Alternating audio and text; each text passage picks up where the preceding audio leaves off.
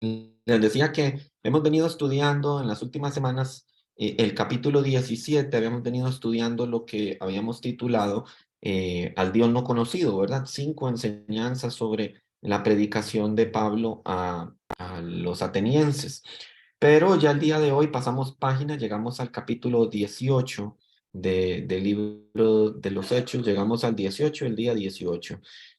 Así que acompáñeme al capítulo 18, el libro de los Hechos. Vamos a leer del versículo 1 hasta el versículo 3, que es donde está nuestra enseñanza. Y bueno, la enseñanza del día de hoy la he titulado La ciudad del pecado. Dice la palabra de Dios en Hechos 18, del 1 al 2. Dice, después de estas cosas, Pablo se alejó de Atenas y fue ¿a dónde? A Corinto, la ciudad del pecado, ¿verdad? Y halló ahí a un judío llamado Aquila, natural de Ponto, recién venido de Italia, con Priscila su mujer, por cuanto Claudio había mandado que todos los judíos saliesen de Roma. Fue a ellos. Y como era del mismo oficio, se quedó con ellos y trabajaban juntos, pues el oficio de ellos era hacer tiendas. Permítame orar. Padre, gracias te damos en esta mañana, este domingo, Señor, Día del Padre, porque nos permites reunirnos, Señor, una vez más, aunque sea a través de un computador, Señor, para escuchar tu palabra. Te damos gracias, Señor, por cada uno de mis hermanos que está aquí. Les bendecimos, te pedimos de que tu palabra y tu Espíritu Santo les alcance donde están, Señor, y que puedan conocer, Señor, cuál es tu mensaje y tu sabio consejo para esta mañana. Nos encomendamos a ti en este tiempo y te pedimos que nos acompañes. Te lo pedimos en el nombre de Cristo Jesús. Amén y amén. Vea, con motivo de este estudio estamos a punto de comenzar el día de hoy, yo me hice una pregunta muy válida, solamente para efectos informativos, ¿verdad? La pregunta era la siguiente. ¿Existe algún ranking de las ciudades más inmorales del mundo? ¿Verdad? O algo que usted pudiera googlear y poner, buscar las ciudades más inmorales del mundo. Y bueno, quiero decir que el estándar de moralidad actual no es que tenga la barra muy alta, ¿verdad? Pero hay algún consenso secular, por lo menos dentro de los impíos, que incluso con los estándares de moralidad que ellos manejan, aún con todo eso, hasta los mismos impíos consideren que esas ciudades superaron por mucho la media de inmoralidad superior a otras ciudades. Y bueno, para mi sorpresa resultó que sí lo hay. Fue el diario Chicago Tribune que hizo una encuesta general para determinar cuáles ciudades en el mundo rompen la media de inmoralidad, aún para nuestros estándares culturales, ¿verdad? Que ya eso de por sí es una vergüenza. Pero yo les dejo aquí el listado de esas ciudades. Número 10, Cartagena, Colombia, una ciudad entregada a la prostitución. Número 9, Bangkok. Número 8, Singapur, explotación sexual de niños. Número 7, Miami. Número 6, San Petersburgo, una ciudad ocultista. Número 5, Londres. Número 4, San Francisco. Yo creo que nadie ocupa que le diga qué es lo que sucede ahí. Número 3, La Habana. Número 2, Ámsterdam. Y la número 1, Las Vegas. Quizás con algunas variables, quizás algunos añadirían unas y quitarían otra, pero casi todos van a coincidir en lo mismo, que es cultura general y bien conocido por la mayoría, que son ciudades donde la inmoralidad es bastante común. Ahora, menciono esto porque quien va a estas ciudades, como dicen popularmente, sabe a lo que va, o al menos sabe qué esperar en dichos lugares. No es que nadie sepa que a Las Vegas se va a jugar y a divertirse, que es una ciudad que funciona de noche y que todo alrededor de la ciudad gira en torno al entretenimiento y a la estimulación de los sentidos. Quien va a Las Vegas sabe a lo que va. Mentira que dice, ay, voy a ir a Las Vegas por el extraordinario buffet que sirven en el hotel. Mentira, también va a ir a jugar, va a ir a divertirse, va a ir a experimentar la vida nocturna, porque es una ciudad hecha para eso.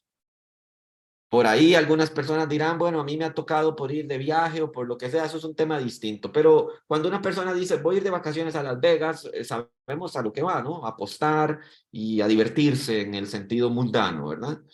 Por ahí se menciona a Ámsterdam, mundialmente conocida como un destino de comercio sexual. San Francisco, una de las primeras ciudades del mundo donde se legalizó el matrimonio homosexual y donde explotó la epidemia del SIDA. Y así usted podría continuar enumerando la cantidad de aberraciones morales que se normalizan en nuestra sociedad. El caso es que en Hechos capítulo 18 leemos a Pablo saliendo de Atenas para ir con destino a Corinto.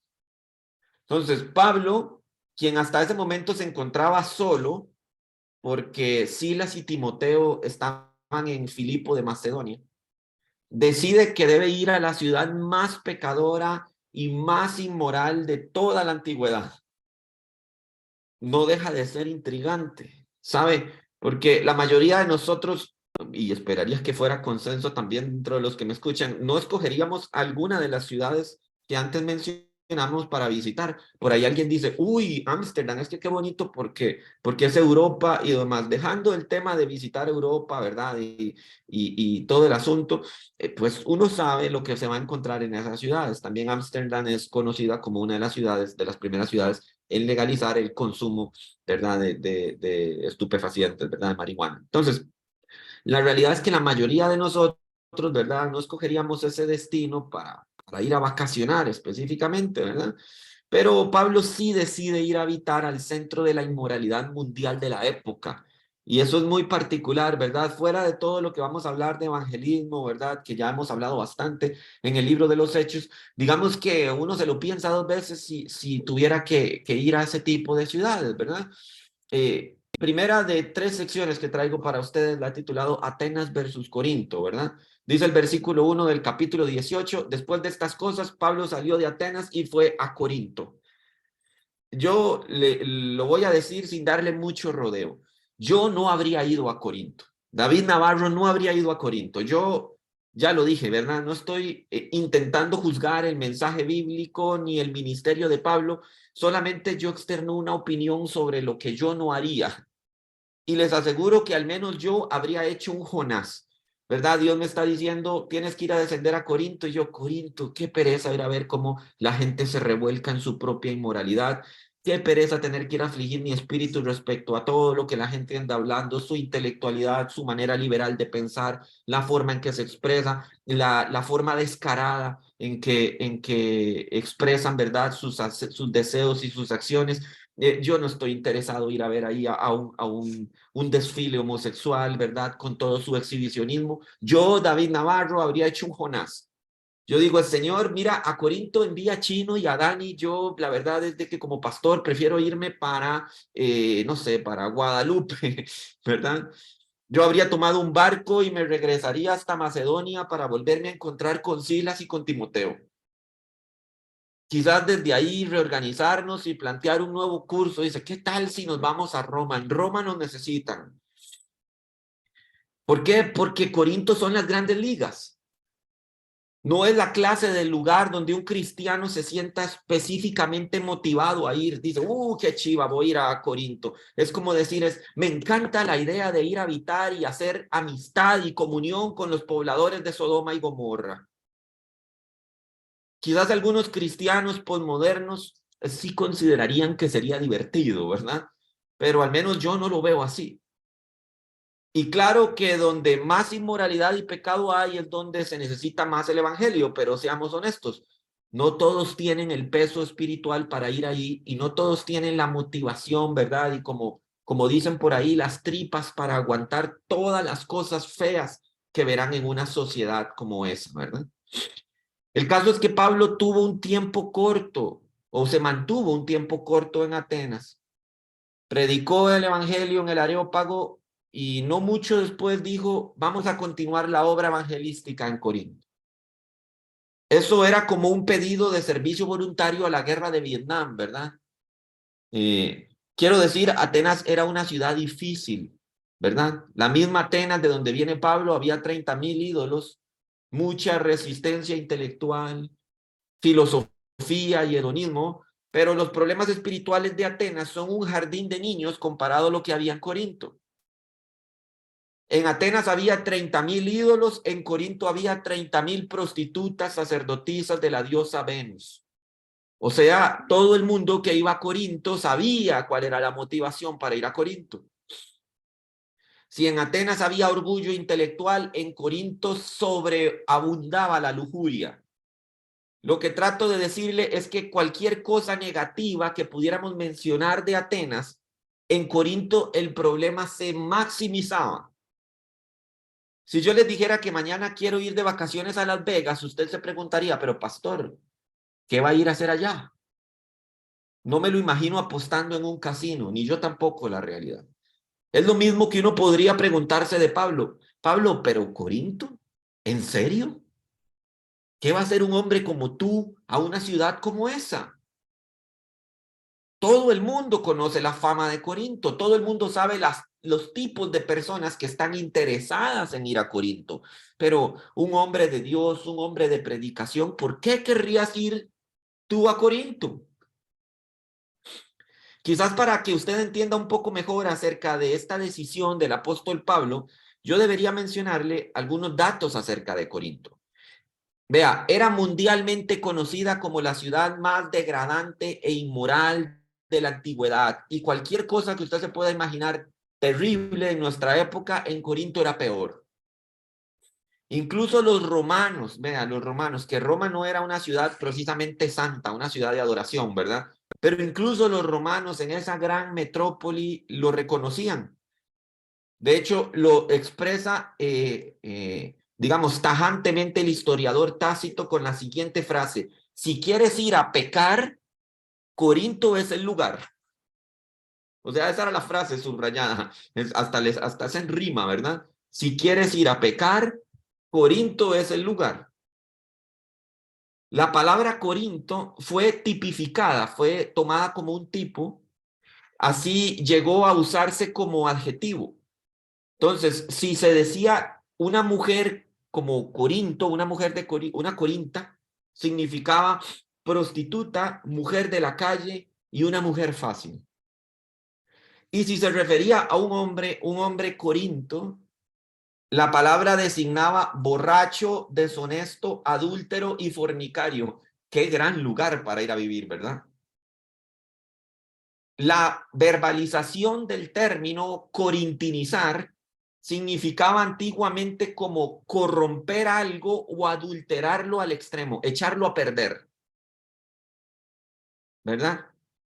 Entonces, en esa ciudad, vea, abundaba el robo, la corrupción política, el culto a la diosa Venus, la prostitución como forma de vida y además como añadido al componente religioso, como ya les mencionamos, había 30,000 prostitutas sacerdotisas. El historiador Tácito menciona acerca de la ciudad que los niños no deseados y en específico las niñas eran abandonadas a las puertas de las casas, como cuando en los años 50 sacaban el envase de la leche para que el lechero las volviera a llenar. Entonces, si el niño o la niña, mayormente las niñas, no eran deseadas, las ponían así afuera. No, no es que imagine que la ponían en una canastita con sábana, no, ahí la tiraban en las gradas afuera de la puerta para que pasaran los esclavistas y se las llevaran para comercio o explotación sexual. Incluso vea, cuando un actor en el teatro romano debía caracterizar a un hombre de Corinto, generalmente subía al escenario ebrio para que su caracterización fuera más realista. ¿Se imagina usted eso? Si había que actuar como un hombre de Corinto, había que actuar borracho para que la actuación fuera creíble. Además de eso, la ciudad estaba tomada por la violencia, era una ciudad violenta. Un lugar así hace parecer Las Vegas como Disney World, y conste que yo tengo un criterio muy bajo de la corporación Disney, ¿verdad? La corporación Disney es Sodoma y Gomorra hoy en día. Hay que ver una fábula, una película de Disney hoy en día para darse cuenta la cantidad de porquerías que esa corporación está metiendo para adoctrinar a nuestros niños sobre un mundo de inclusión sexual. Pero si Disney ya es Sodoma y Gomorra televisiva, imagínense lo que es Corinto. El caso es que este tipo de ciudad a donde decide ir Pablo, y vea, más allá del tema evangelístico, que sabemos era la motivación de Pablo, uno podría legítimamente preguntarse, ¿tiene que ser Corintio Dios? ¿Podría ir yo allá en otro momento? Quizás esperar a que lleguen Silas y Timoteo, ir un poquito más acuerpado, ¿verdad? pero no leemos nada de eso. Pablo fue totalmente solo a lo que yo denominaría el agujero del infierno en la tierra. Vea, ningún cristiano, y si se deleita en eso no es cristiano, pero un cristiano jamás se deleita en eso. Dice, qué divertido ir a Corinto, qué divertido ir a Las Vegas, ¿cómo la voy a pasar de bien ahí? ¿Verdad? Si hasta los impíos, vea, por Dios, y este mundo es bien impío ya, hasta los impíos catalogan a Las Vegas como la ciudad, la peor ciudad moralmente hablando. Vea, sería extraordinario que un cristiano diga, la verdad es que yo la paso muy bien ahí, como muy bien y todo lo que usted quiera, pero no es el destino natural al que una persona escogería ir, ¿verdad? Una persona que tiene otros estándares morales. Esa es la cuestión con Pablo. Pero Pablo es obediente al extremo porque Dios lo quiere llevar ahí y Pablo obedece. Segunda sección, Pablo se une a Aquila y a Priscila. Dice el versículo 2, y halló a un judío llamado Aquila, natural del Ponto, recién venido de Italia con Priscila su mujer, por cuanto Claudio había mandado que todos los judíos saliesen de Roma. Fue a ellos, es lo que dice el texto. Vean, ya hablamos de Corinto, la ciudad del pecado, ¿verdad? Y a un hombre como Pablo, que uno dice, es como una luz que brilla en medio de una tremenda oscuridad, tinieblas profundas. Y yo no puedo siquiera imaginar el alivio que debe sentir encontrar gente buena en un lugar tan malvado. Vea, obliga a que nos preguntemos cuál es el valor de la verdadera amistad. Vuelvo a recalcar, perdón, que Pablo se encuentra solo en Corinto. Evidentemente, y bueno, luego lo vamos a ampliar en esta serie de enseñanzas más adelante, pero Pablo empieza a padecer necesidad financiera. No hay nada peor, yo no me puedo imaginar una peor situación que un hombre santo viviendo en medio de un montón de impíos, padeciendo hambre y necesidad financiera y estando completamente solo. Una ciudad, como ya les decíamos, llena de ladrones, embusteros, borrachos, gente violenta. Y uno dice, aquí no conozco a nadie, estoy en medio de una necesidad. No es que me le pueda acercar a un amigo, no es que yo me pueda acercar a Chino y decirle, Chino, vieras de que es que no tengo empleo, vos me ayudarías con un diario, por lo menos para poder alimentarme. No, no hay nadie, no hay amistad, no hay nada. Pablo está completamente solo y nos muestra la Biblia que en ese agujero del infierno que es Corinto, Pablo encuentra buenas personas con cuales entablar una amistad. La providencia divina, ¿verdad? El gobierno divino de todas las cosas lo hace descender a Corinto, pero no lo deja solo. Entonces, en medio de estas circunstancias difíciles, Pablo encuentra un matrimonio de personas con las cuales puede entablar una amistad y al mismo tiempo compañía. Esto es muy importante porque no se nos dice que Aquila y Priscila fuesen cristianos. Aún así, en este punto del relato de los hechos, Lucas, el historiador, los menciona solamente como judíos. Él dice en el texto del versículo 2, dice, eran judíos de Ponto. Es muy posible, es prácticamente unánime dentro de los grupos de estudiosos bíblicos, que este matrimonio haya llegado a Cristo por la evangelización de Pablo. Y vea, este aspecto de la personalidad de Pablo es algo que me gusta muchísimo, pero vea, llego al punto de decir, incluso hasta contra el consejo de mis pastores en seminario bíblico, llego a decir incluso que me encanta esa parte de la personalidad de Pablo. Porque Pablo no tiene amigos mundanos. ¿Sabía usted eso? No sé si usted se había dado cuenta de ese detalle. Nunca leemos que Pablo tuviera un grupo de amigos de iglesia y otro grupo de amigos que no eran cristianos, pero con los que él también compartiera de vez en cuando. Que a usted le pasa mucho eso, ¿verdad? Dice, no, yo soy amigo de Dani, de Chino, de la Macha, ¿verdad? De Vale, de Coqui y de Mari. Y por otro lado tengo el otro grupo de amigos que son del cole y de la universidad, que no están para nada interesados en el evangelio, pero también son mis amigos. Y con ellos salgo y paso un buen tiempo. Bueno, quiero decirle que usted aprendió eso no del ejemplo del apóstol Pablo, ni de Jesús, ¿verdad? Ni de Pedro, ni de Juan, ni de ningún hombre importante en la Biblia. La realidad es de que Pablo no tenía ningún amigo mundano con el cual compartiera tiempo de ocio, ¿verdad? Conversaciones vacilonas. Dice, fulanita o fulanito no cree en Dios ni le importa, hasta ateo es, pero tengo buena relación con ellos. Pablo no tiene amigos en el mundo. Él o logra convertir a esos amigos mundanos en la hermandad de la fe o no forma parte de su núcleo íntimo. ¿Verdad? Usted y yo sé que lo hacemos a veces diferente, pero no porque tengamos un ejemplo distinto en Pablo. Hacemos diferente porque quizás debamos reconocer que no tenemos la evangelización de nuestros allegados como una prioridad. ¿Pablo logra convertir a Cristo a todos los que conocía? Yo creo que no. Pero lo que sí creo es que si las personas no creían a su mensaje, Pablo no los iba a incorporar a su vida. Y esa es una gran diferencia entre nosotros y él. ¿Se da cuenta? Cualquier persona que entra a la vida de Pablo se convierte al cristianismo. ¿Y nosotros? No, es que fulana es muy testaruda. ¿Y qué haces compartiendo con el mundo? Es que quizá algún día crea, evidentemente no a través de tu testimonio. Ya son palabras duras, pero es cierto.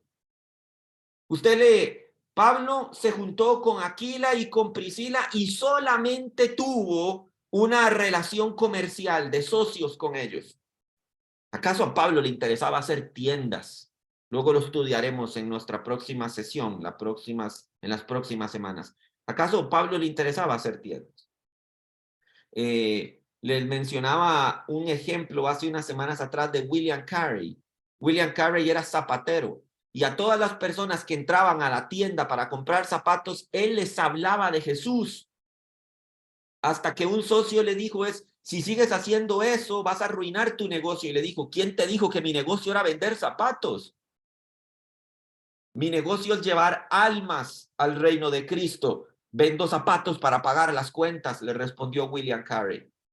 Pero Pablo, su prioridad para juntarse con Aquila y con Priscila no era generar una industria productiva, era pagar las cuentas, pero la pasión de Pablo, y lo veremos más adelante, era evangelizar. Ya cuando Silas y Timoteo llegan a Corinto, dice Pablo estaba dedicado a tiempo completo a la predicación. Léalo usted en el versículo 5, se lo leo para ustedes, no forma parte de la enseñanza de hoy, pero dice, y cuando Silas y Timoteo vinieron de Macedonia, Pablo estaba entregado por entero a la predicación de la palabra, testificando a los judíos que Jesús era el Cristo. ¿Estaba interesado Pablo en hacer sociedades comerciales? No. Las sociedades comerciales le servían para pagar, comer y entregarse por completo a la predicación del evangelio. La gran pregunta aquí es ¿qué estamos haciendo nosotros en el mundo? Pablo desciende a Corinto, pero no es ciudadano de Corinto. Pablo está lleno del infierno en la tierra, de tinieblas, de inmoralidad, de lujuria, de prostitución, de robo, de violencia, de borracheras.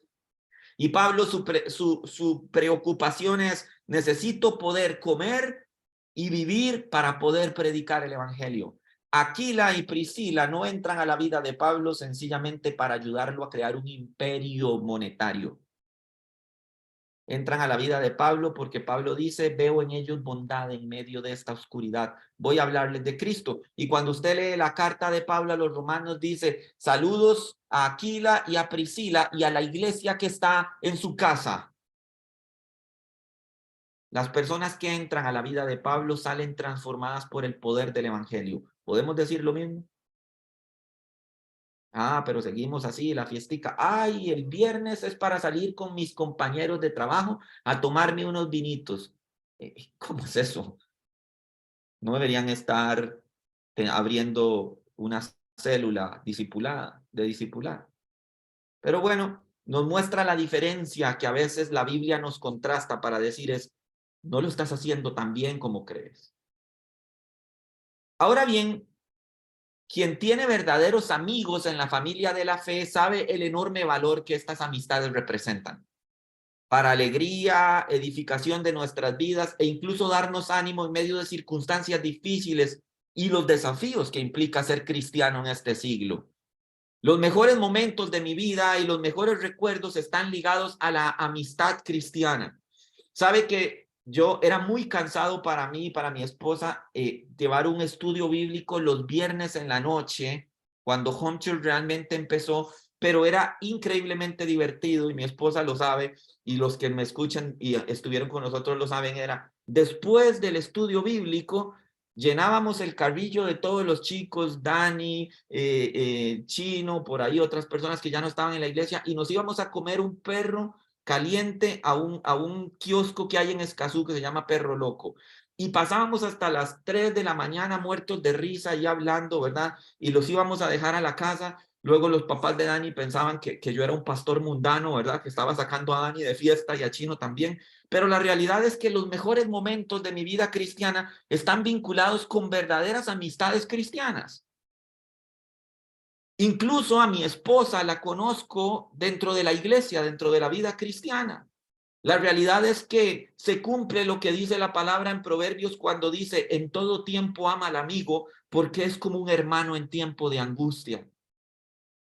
Es a través de la familia de la fe que llegamos a conocer el verdadero sentido de la amistad. Habiendo dicho esto, hay personas que dicen, ¿dónde están mi Aquila y Priscila? Dios, mándame un Aquila y una Priscila a mi vida.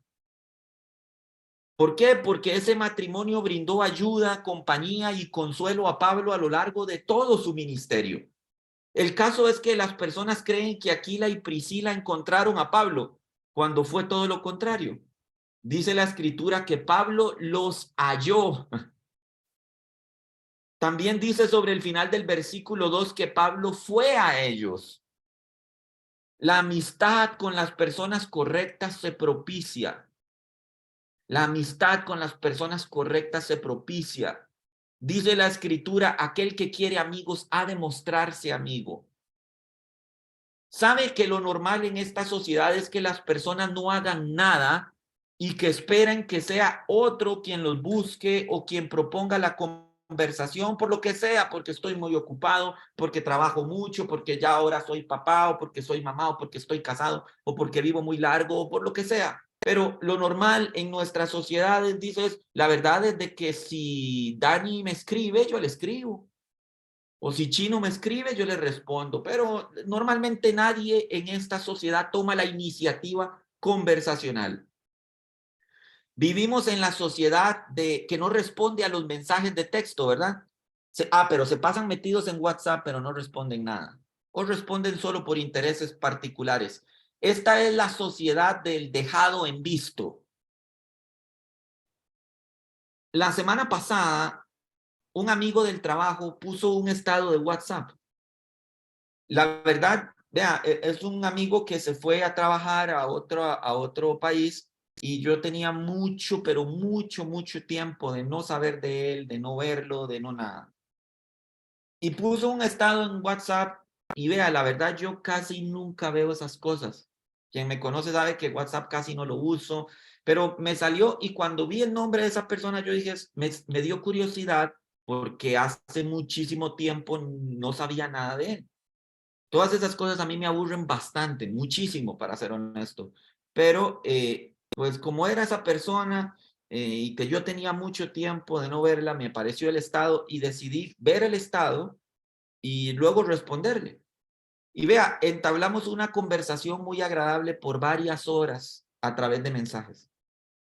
Al final de esa misma semana, él había estado subiendo nuevos estados, eran unas meditaciones que él estaba mandando y había estado subiendo nuevos estados de WhatsApp y al final de esa semana envió un mensaje, otro estado de WhatsApp que era un video donde explicaba que durante esos 5 días había subido mensajes cortos a los estados de WhatsApp como un experimento social porque la intención era volver a tener contacto con las personas que él tenía en su listado de contactos telefónicos, pero que nunca había socializado con ellos o llevaba años de no socializar. Entonces él decía en el video, usted fue seleccionado a propósito porque forma parte de mi lista de contactos, pero tengo años de no saber de usted.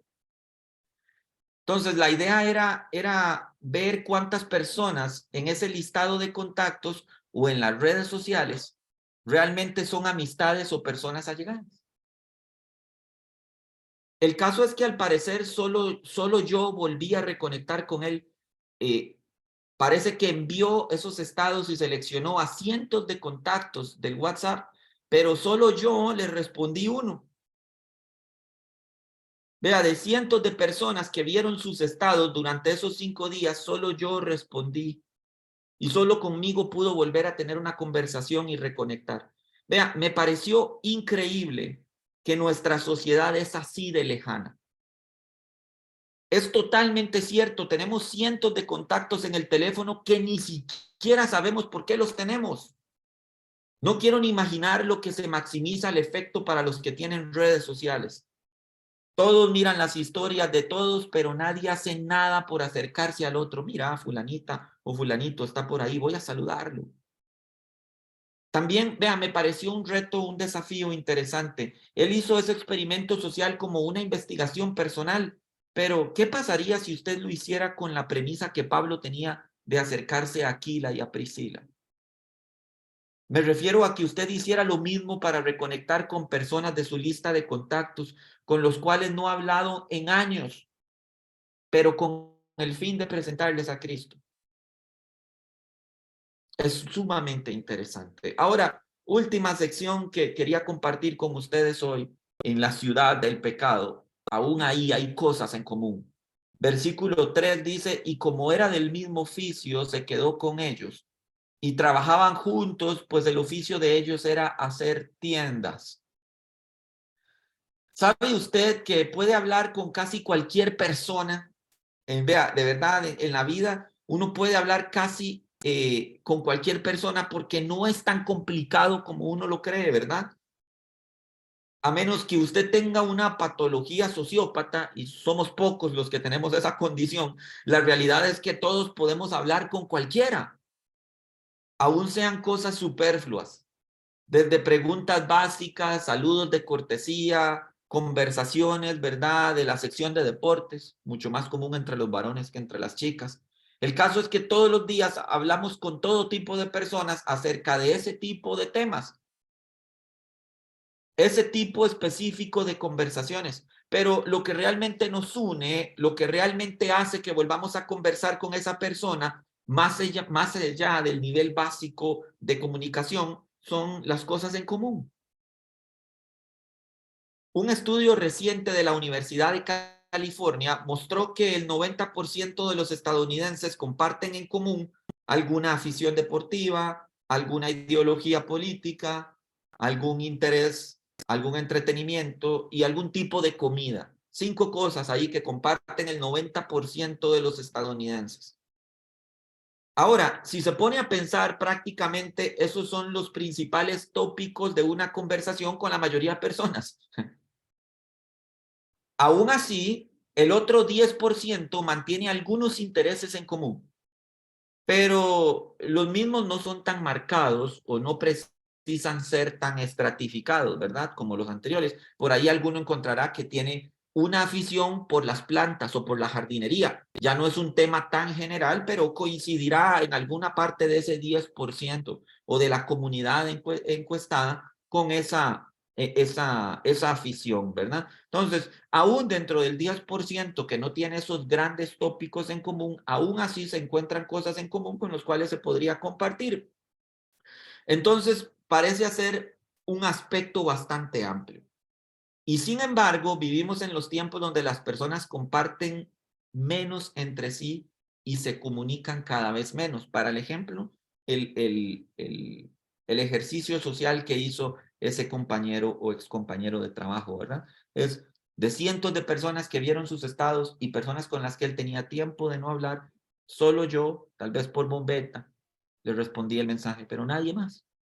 Entonces, esta sociedad se refugia bajo la idea de red que no tiene nada de social para, al fin y al cabo, aislarse y convertirse a sí mismo en una isla. ¿Cómo se puede explicar eso? Porque el interés en común o los aspectos en común no significan nada en una sociedad donde las personas intencionalmente se alejan de otras. Sabe que durante todo este 2023 yo me he propuesto, y yo, que soy una persona de difícil trato social, pero en este 2023 me he propuesto hablar con personas con las que generalmente no hablaba por las razones que fueran. Personas con las cuales comparto ideas, intelectualidad, lecturas, y con varias de ellas incluso comparto el evangelio. Si usted lee con cuidado el versículo 3 de Hechos 18, es mucho más que una sociedad comercial. El versículo 3 inicia diciendo que Pablo, Aquila y Priscila tenían algo en común. Esto era un mismo oficio, pero no fue por tener algo en común que Pablo les pudo presentar el evangelio. Fue por lo que dice luego el versículo 3, dice que trabajaban juntos. Qué increíble esto. Ellos no solo hablaban de sus oficios o de sus aficiones, de lo que los apasionaba o de sus planes de carrera. Ellos compartían a diario haciendo lo mismo, generaban interacción. Y aquí no me refiero a trabajar juntos como decir, estamos metidos en la misma tienda, si es que trabajamos en una tienda o en la misma profesión o en el mismo proyecto. No, no me refiero a eso, eso es trabajo secular. Me refiero a la interacción.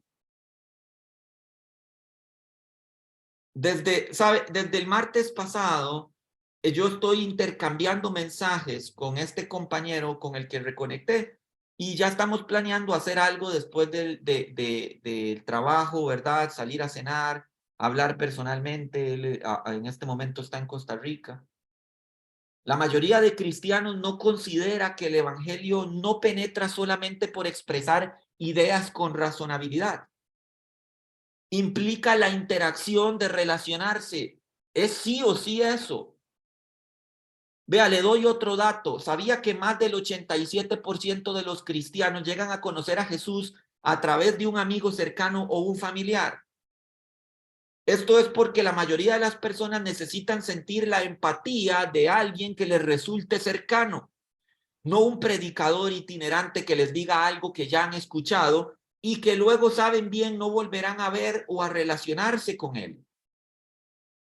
Yo, en lo personal, soy muy renuente cuando alguien me dice si le puedo presentar a Cristo a su mamá o a su papá, a algún familiar, a fin de cuentas. Misma cosa cuando le dicen a uno como pastor, pastor, usted puede ir a orar por mi hermano o por mi mamá. Yo siempre les digo, usted sí sabe que posiblemente para su hermano o para su mamá va a ser sumamente raro que yo, un completo extraño, se le acerque y le ponga las manos para hacer algo tan íntimo y personal como es la oración. O sea, usted sí sabe lo raro que puede ser para su mamá o para su papá o para su hermano, para lo que sea, que en una situación de crisis, a veces en un hospital, venga alguien que dice, ¿y este quién es? Dices, ¿por qué? Porque el 87% de las personas llegan a Cristo a través del testimonio y de las palabras de personas que ellos conocen, que sienten afinidad y que tienen cariño. Claro que se puede ir a orar y hablar de Cristo, pero solo cuando la persona ya ha tenido ese acercamiento con ese familiar. Yo siempre le pregunto, ¿usted ya le habló de Cristo a esa familiar? Muchos dicen, sí, pastor, pero es que su oración es diferente porque usted es pastor. No, necesitamos entender que esos lazos cristianos, esa fraternidad espiritual, no es solamente bajo el justificante de Cristo, sino que es también precisamente por Cristo que es posible. Esto es, voy a hablarle a mamá, voy a hablarle a papá, porque Cristo lo pone en mi corazón y para honra y gloria del nombre de Cristo. No solo porque es un ítem más dentro de mi lista de pendientes, pero hay interacción. ¿Verdad? ¿Cuántas personas, y tengo que decirlo, verdad, para pesar incluso de muchos de los ustedes que me están escuchando, terminarán esta enseñanza para ir a visitar a su papá en el Día del Padre, sabiendo que no conoce a Cristo? Y lo que les decía ahora es cuánto bendición tenemos algunos de poder decir es mi papá está aquí en la iglesia, está conectado hoy. Y bueno, yo doy gracias a Dios que el trabajo de evangelización fue al revés, fue mi papá quien me lleva a Cristo y no yo a mi papá. pero en la mayoría de las circunstancias usted estará en la situación de decir es cuánto he hecho para generar esa interacción como Pablo lo hacía, ese trabajar juntos, ese ser cercanos, para que papá, para que mamá, para que mi hermano, para que mi amigo vea en mí la luz de Cristo y la añore y quiera formar parte de esa comunidad de la fe. Pablo lo hace en la ciudad del pecado. Así que nosotros no tenemos como excusa decir, ay, es que el mundo muchas veces puede más y es más atrayente y seduce más a esas personas que lo que el mensaje del evangelio. Son personas que están engañadas, cierto, pero Pablo en Corinto encuentra dos personas que serán sus colaboradores en Cristo por lo que les resta de vida. Y Pablo al reconocer ese valor les predica el evangelio y llegan a Cristo, pero no solo por tener algo en común, sino porque hay interacción, hay una sinergia entre ellos. Procuremos eso también. Permítame orar. Padre, gracias te damos en esta mañana por la bendición que nos das de escuchar este mensaje. Pablo en el infierno en la tierra, como era Corinto, el lugar en donde todo lo malo, todos los pecados y placeres mundanos estaban a flor de piel. Pablo desciende a este lugar. Sabemos que motivado en su corazón por el llamado del Espíritu Santo y en medio de esta ciudad llena de oscuridad, esta ciudad del pecado, él encuentra a dos personas que necesitan conocer de quién es Cristo. Él afecta a su entorno inmediato, los trae al evangelio. Padre, ayúdanos a ser esos cristianos que no ponen por excusa el decir, es que a fulanito o a fulanita lo conozco de toda la vida, pero no es cristiano. Es decir, hazlo cristiano para la gloria de Cristo. Y que nosotros podamos decir es, no tengo amigos en el mundo porque todos los que eran del mundo, ahora los he convertido a la luz de Cristo para gloria y honra de su nombre. Que es una vergüenza que nosotros como cristianos sigamos interactuando en núcleos seculares cuando nuestro llamado no fue ser amistosos, sino ser testigos de la verdad de Cristo. Ayúdanos a entender esto, ayúdanos a ganar amistades para Cristo. Y ayúdanos, Señor, a que nosotros tengamos esa pasión que había en Pablo, de que lo prioritario era predicar el evangelio. Te bendecimos y te damos gracias por este mensaje en medio de tu iglesia en este día tan especial. Te damos la gloria y la honra porque solo tú la mereces. Amén y amén. Ahora, si usted ha escuchado este mensaje, alguien se lo ha compartido a través de una red social, a través de un mensaje de WhatsApp o de Telegram, o se ha encontrado por casualidad esta predicación en YouTube, y usted está sintiendo en su corazón el llamado de Jesús a tener una nueva vida, una vida distinta. Si usted reconoce que el curso de su vida y de sus acciones no le satisface, no le llena, y usted desea abrir la puerta de su corazón a Jesús, quiero decirle que ese mensaje no le ha llegado de casualidad. Quiero orar por usted, no porque esta oración tenga un sentido mágico o espiritual, sino ayudarlo a encontrar las palabras que usted está sintiendo en su corazón. Y si esa es su situación, permítame orar por usted. Señor Jesús, yo reconozco que soy un pecador, que todos mis errores y mis equivocaciones me han traído hasta este momento en mi vida en el que me encuentro. Y yo sé, lo siento en mi corazón que necesito de perdón. Reconozco que he fallado, pero quiero implorar por tu perdón, no porque crea merecerlo, sino porque sé y siento en mi corazón que lo necesito. Sé que moriste en una cruz por todos mis pecados y que resucitaste para que yo pueda tener vida. Acepto en fe tu salvación.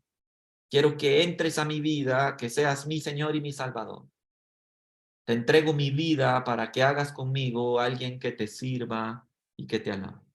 Amén y amén. Si usted ha hecho esa oración con nosotros, permítanos conocer de usted. Queremos conocer su testimonio. Escríbale a la persona que le compartió este mensaje o déjenos un comentario en la caja de comentarios. Queremos orar por usted, que el Espíritu de Dios le guíe y le direccione a una iglesia en donde usted pueda aprender la sana doctrina. Ahora, iglesia, levante sus manos, permítame bendecirle con la bendición sacerdotal que Dios estableció. Se debe bendecir a su iglesia cada vez que se reúna a glorificar y a bendecir su nombre. Y dice así: Iglesia, Jehová te bendiga y te guarde. Jehová haga resplandecer su rostro sobre ti y tenga de ti misericordia. Jehová alce sobre ti su rostro y ponga en ti paz. Amén y amén. Mis hermanos, que el Señor me los bendiga muchísimo. Espero que pasen un muy feliz Día del Padre para los que son hijos con sus papás, para los que son padres con sus hijos. Y bueno, que puedan disfrutar muchísimo en este domingo. Dejo la sesión abierta por si alguien quiere comentar algo, aunque entiendo que es un día de hacer planes con la familia. Y si alguien tiene que desconectarse ya sin ningún problema, pero si quieren saludarse, empezar por un ratito, dejo la sesión abierta. Señor me los bendiga a todos. Bueno, conforme lo indica el pastor, breve y conciso, 2 cositas. A los papás, muchas bendiciones. Que el Señor me los guarde y me los bendiga. Y a Luisito, que cumplas muchísimos años más y te bendigo en el nombre bendito de Jesús de Nazaret. Bendiciones a todos también. Chao. Muchas gracias, don Guillermo. Bendiciones, Memito. Amén, amén. Gracias.